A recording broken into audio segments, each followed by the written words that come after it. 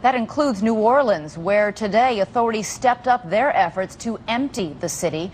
Bob Woodruff is there again tonight with an extraordinary human drama unfolding. Bob?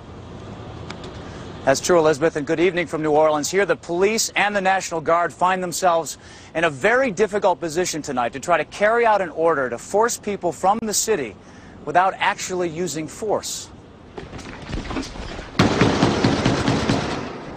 Today in New Orleans, they got a lot tougher on the holdouts. Police department, anyone home? Not only the flooded areas, but New Orleans' driest and wealthiest neighborhoods, too.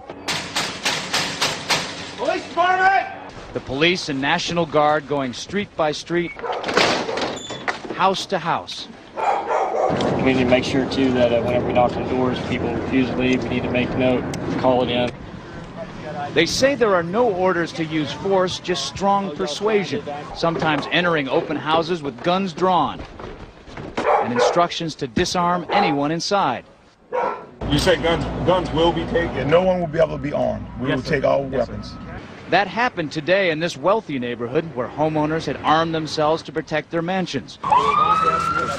Residents were handcuffed on the ground. In the end, police took their weapons but let them stay in their homes. They were a little bit threatened because our weapons were bigger than their weapons. For many of the police and guard troops, it is an uncomfortable job to do this in an American city. This guard unit occupied a church, using it as a base camp. They had to leave a note because they could not get hold of the pastor to get permission. It is surreal. Yeah, you never expect to do this in your own country.